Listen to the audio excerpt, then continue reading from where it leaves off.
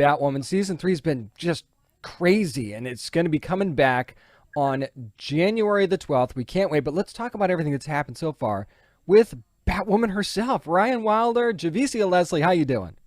I'm amazing. How are you, James? Javicia, I'm doing great. So I want to let's rewind a bit to the end of last season, beginning of this season. When you go into last season, you're this brand new character, like literally a brand new character, putting on a very familiar suit that fans are very familiar with. You had to establish yourself last season.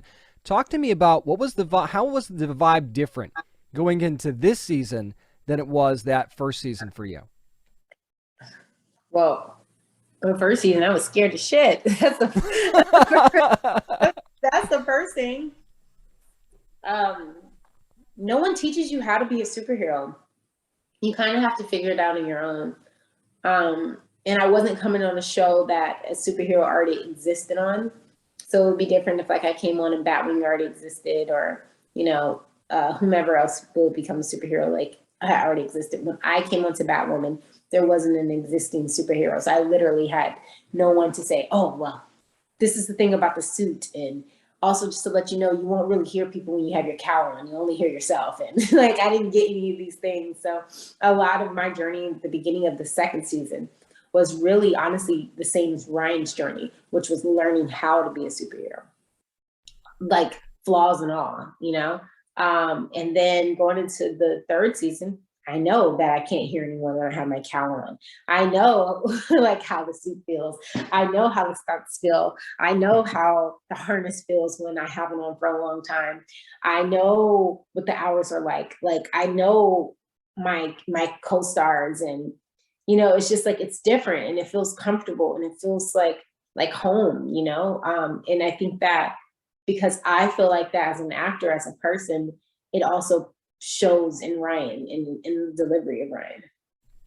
No doubt about it. Now, we saw Kate come back for a little bit last season, and we've heard her referenced a couple of times this season, but is it kind of nice going into this season, and for lack of a better way of putting this, like the shadow of Kate is now gone, and this is Ryan's show, and fans know this is Ryan's, period, nobody else's.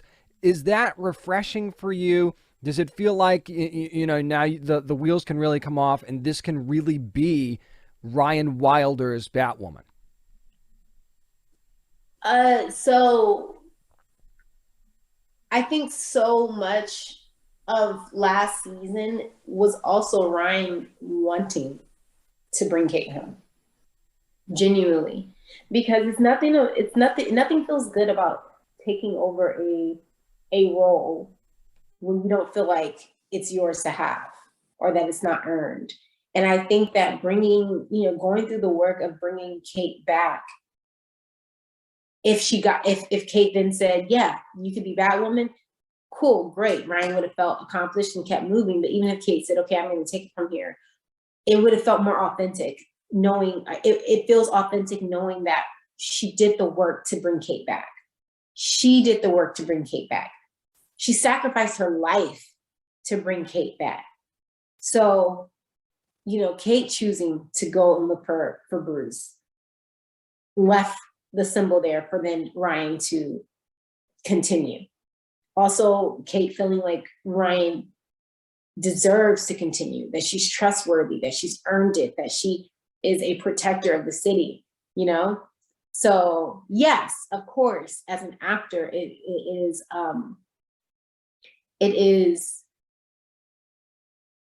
is fun going into a season where Ryan is just Batwoman and that's it. Everyone in Gotham knows, shoot, everyone in the world knows, you know what I mean? Real life, like, yes, that's really cool. But I think what's even more cool is I feel like she earned it, and she earned it by bringing Kate home. It wasn't that she found the suit and just kept it moving. She found the suit. She saved people all through season 2, and she brought Kate home and she offered her the suit back. And now that it feels earned. It doesn't feel, it's like it's hers, I totally agree with that. Totally agree with that 100%. So now I remember talking to you before last season and talking about what it felt like to suit up for the first time. So of course Camrus gets to suit up as Batwing. So what was it like for you seeing that from the other side and getting to see someone else suit up for the first time? Was that a cool experience for you? That reminds me, I have a video I haven't sent him of him sitting up for the first time. Yeah, it's so cool. First of all, Camrus is so talented and he deserves all of this. He deserves Batwing. He directed his first episode, just episode 11. And I'm so excited to just watch him continue to win. And it's just honestly an honor to even be a part of this journey in any way. But yeah, as far as him suiting up, it's been a lot of fun. It's been fun also watching him experience some of the things that I experienced that I think the cast didn't know, like I was going through. Like that suit does not regulate temperature whatsoever. I can't imagine it does. When it is cold outside, the suit is cold. When it is hot outside, you're sweating. Like it does not regulate temperature. It's heavy, but it's fun. You know, they're still super suits and there's nothing more cool than that. And then there is this kid whose dad created, or his granddad created the Batwing suit for him. And so like, I'm talking about shoes light up, backpack on, everything. Nice. And get to see that, watching Cam see his influence starting to really impact like young kids and young kids of color. It's just really been freaking epic, honestly. So did you give him a heads up about any of this stuff, or did you be like, let's see how he reacts when he throws a sucker on for the first time? I didn't give him a heads up because I didn't know what his suit was going to consist of. Oh, so you thought, okay, so it could have been totally different kind of thing. It could have been totally different suit. His suit's probably a little bit harder than mine, to be honest, because he has to wear a battery pack. He has to wear a battery pack. Oh, that's right. And then also he has a hood, like he has a complete helmet on. I'm sure it's a little stuffy in there at times too. Definitely a little stuffy. So you're heading into season 3. You knew that the Batman trophies were going to be a part of that. How cool was it for you knowing season 3, you're going to be just, it seems like iconic Batman villain after iconic Batman villains either being name dropped or seeing the show. I mean, we've seen Professor Pig already. We've seen Mad Hatter, and we'll get to Poison Ivy a little bit later. But how cool was it knowing you were going into this season and you were going to get all of those familiar names to just start dropping on the show? And the fight with Killer Croc, by the way, was incredible. I didn't know it was going to be this many. I knew that we were going to have a few, but I think DC loved the idea and they just started throwing characters at us, so to even get Poison Ivy, I know we're going to go into her later, but to even get Poison Ivy, like it's not easy to get these characters. I don't know if anyone knows the process. Like people always say, oh, we want to see this person on the show or that person on the show. If the character exists in film, especially if they're big in a film, 90% of the time, we can't get them on TV. So it's like, we can't get Catwoman because Catwoman is a huge part of the Batman for Zoe Kravitz's portrayal. You know what I mean? So we're not going to be able to get Catwoman. We may be able to get things influenced by Catwoman. So to get characters, oh my gosh, the amazing villains that we've gotten has really been just so cool that DC has trusted us with these characters. And we've had the most amazing actors portray these characters. We've had perfect storylines for these characters. And so it's just been fun. I literally feel like I got picked up and thrown in the middle of a comic book. Like I did last season too, but especially this season. I feel like I got picked up and thrown in a comic book. And every episode is a new edition, a new copy, or a new issue of a comic book. And it's Batwoman and it's Alice and it's Killer Croc, and that's that episode. And then this one is Professor Pig, but then you also got the drama with the family, and then that's that episode. So it's like really cool. I love it, and I really love what you guys have done with it so far. I'm talking to Javicia Leslie, of course, the star of Batwoman, which is going to be returning to the CW on January the 12th. Now, Javicia, I mean, you look at the evolution of Ryan and all those, and I always kind of felt like, with Sophie, I've always like, there's a spark there. I don't know if anything will ever actually come of it, but there's a spark there. And now it seems like you started to explore that more and more this season. Did you feel like maybe that was going to be an inevitability for you guys, or is that something you feel like really happened organically on the show? Okay, so first of all, two things. Who said that it is going to happen? There's vibage. I'm just saying, there's some serious vibage. And I'm not saying it's a sure thing, but I'm just saying there's been some winks and nods and smiles and all these. I'm just saying. I mean, I've got eyes, is what I'm saying. And then second of all, if said thing did say happen, we were told the actual opposite. So Ooh. second season, my first season, we were told no, Mhm. that Sophie and Ryan will not be in game. So I don't know. I don't know. Who knows? Interesting. If you guys are watching this on video, the way she's coyly eating right now is very interesting. I've never seen somebody more coyly eat something in my life, if coyly is even a word. So there's Blueberries. I that. need them. Blueberries are good. I like blueberries. They keep me from giving spoilers, you know? Oh, so it's the non-spoiler blueberry. I don't know if you know this, but Rachel and I, the queen of spoilers. We post things we're not supposed to post by accident. We tweet things we're not supposed to tweet.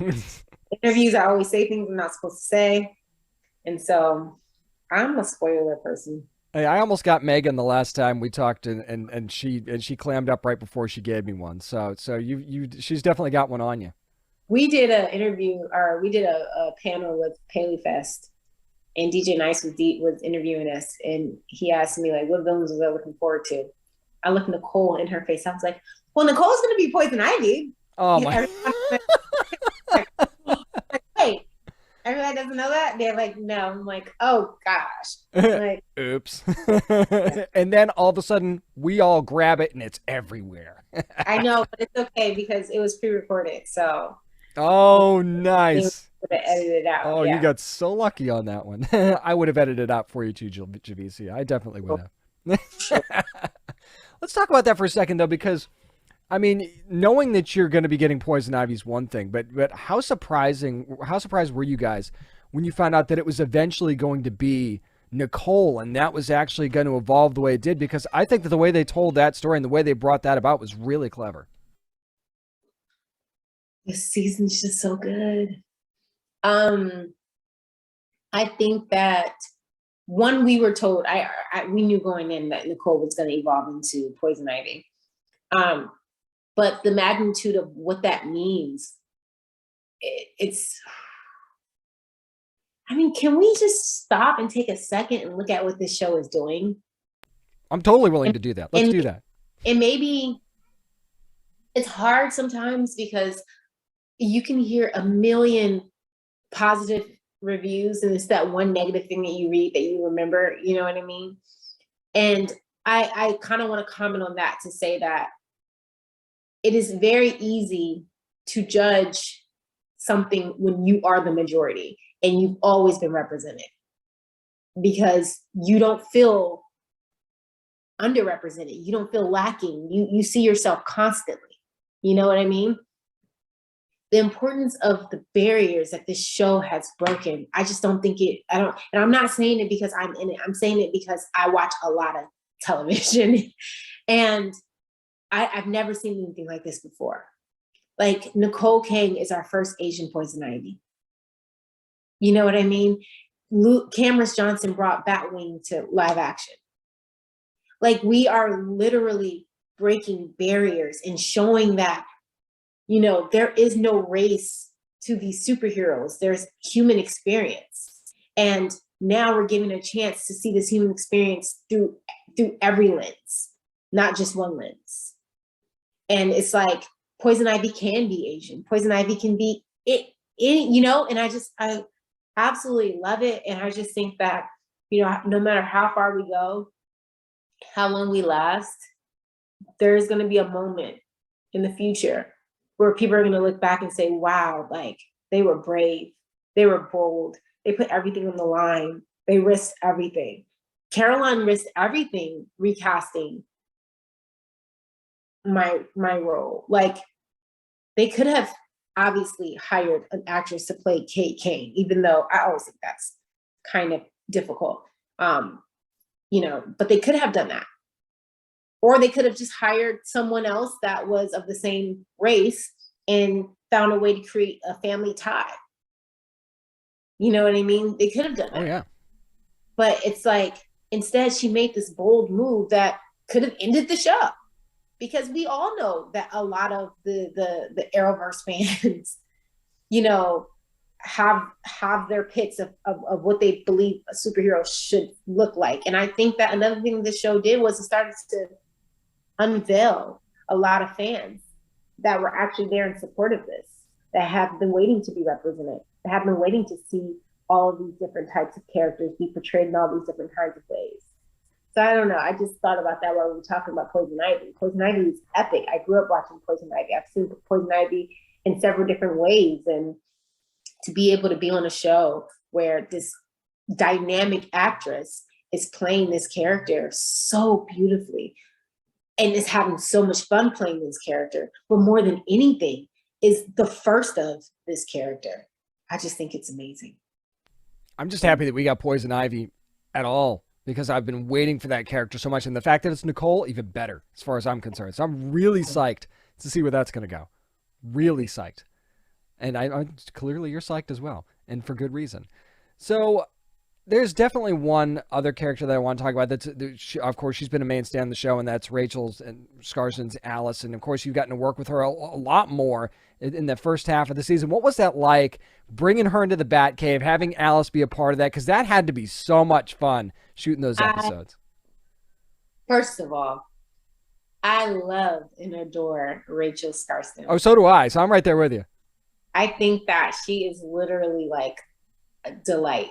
Like she just has this most amazing energy and presence. And I have so much fun with her on set. And so Ryan and Alice's relationship, especially in the beginning of the season, having to be like that buddy cop relationship,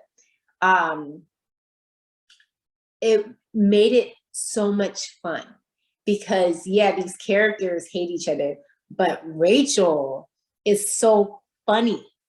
And so all of a sudden, Camrus, who never really worked with Rachel, and I, like, all of us are in the Batcave and like we're cracking jokes, and like Rachel likes to make me break. So I suck at maintaining. If you are in my eye line and you do anything that's funny to me, I'm going to laugh. And pretty much everything is funny to me. And so Rachel tends to make me laugh and break every single time I work with her, without fail. Sometimes she doesn't even try. She's just existing, but she's so funny. She's so funny. I love the fact that they put our characters together because it makes work fun. I mean, work is always fun, but it makes work extra fun. Oh, I can imagine that it makes work extra fun. You just want to give more Blu-ray and DVD extras. That's all you want to do. You want to make the blooper reel longer. It's okay. There's nothing wrong with that. Speaking of blooper reel, I'm very proud of myself because I stopped dropping the F-bomb. So this blooper reel will give the F-bombs. No more F-bombs on the blooper reel. That's a spoiler. That's a spoiler for the season 3 Blu-ray right there. There's going to be no F-bombs from Javicia. Oh. Well, okay. Well, she says, we'll have to wait and see. So one thing that I was really excited about too, you see the name Robin Givens getting cast in anything, and it suddenly it's real. And the fact that she ends up playing your mom on the show, and you got to tell that story this season. What was it like being able to tell that story? And with Robin Givens, and then bringing her brother into the mix, and what that evolved into? I grew up watching Robin Givens. I'm a huge Boomerang fan. Oh, yeah. More than I should admit. I've never told her that because I don't want. Sometimes as actors, you don't know the actor's experience with a certain project.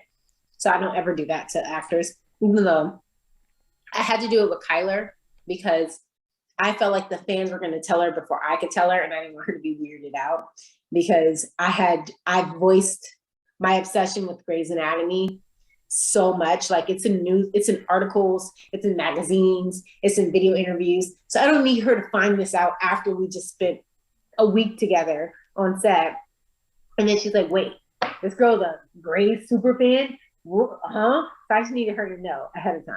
So I did end up telling her. She was like, oh, yeah, everything went great. So it was a good experience. But Robin, I haven't told Robin that I'm a huge Boomerang fan. And so watching Boomerang and then now working with her, first things first, it's interesting how when you don't know an actor and you watch their work, you think that they're doing certain things because it is their depiction of their character. But then I get to know her and there's certain things that she does and I'm like, oh, this is Robin. Like in Boomerang, she says to Marcus, she goes, "You're wonderful."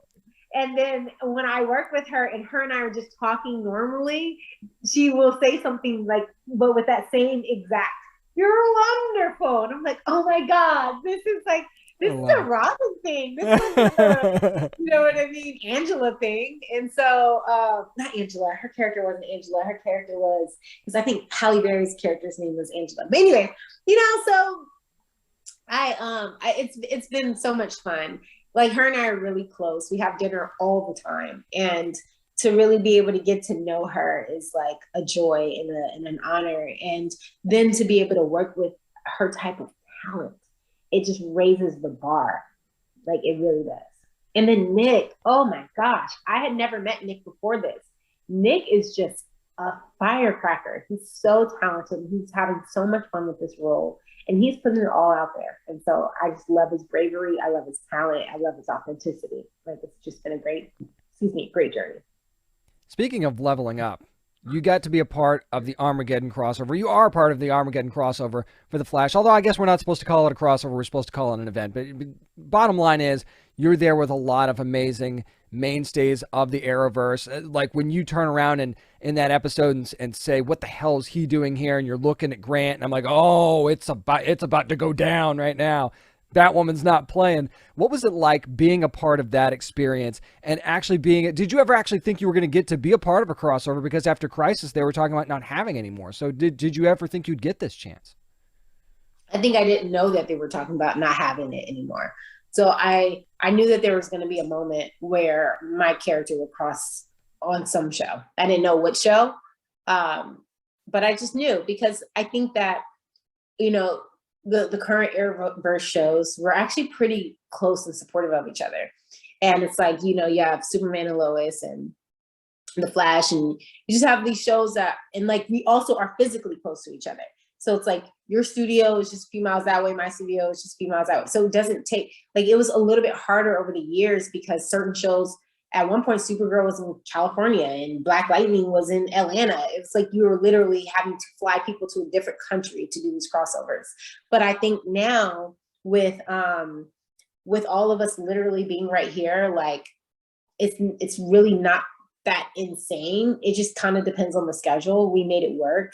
Caroline knew I wanted to. When Eric brought it to me, I told Eric is The Flash's showrunner. When Eric brought it to me, I was like, yeah, like, I would love to. And I just went to Caroline, like, I know that we're super busy, and I just hope that we can figure out a way to make this work, because this would just honestly be an honor. I was supposed to be in a little bit more, but my schedule didn't allow me to be in a little more. So I'm just really happy to have been what I was in. And then also, everyone knows how much I love Candace. And then, like, Grant's my boy, and yeah, and Kayla and Danny. So it's just really cool to be able to, like, experience, playing with them. And then finally meeting Kyler. So that was epic. Yeah, getting you guys together, that was really, really cool. It was really cool to see that.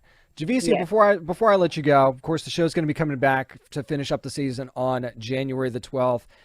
I feel like I need to say, without spoiling anything, what are you really looking forward to when the show returns in January?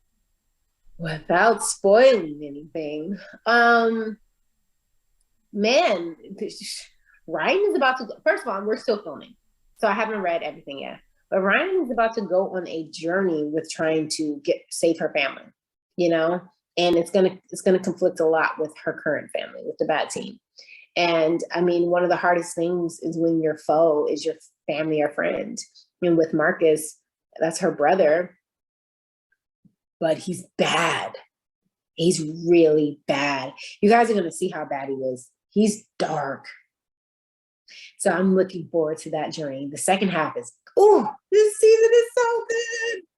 The second half is crazy. You guys are going to have fun with it. As crazy as the first half was, if you said the second half is crazy, yeah. I don't know if we're ready for that.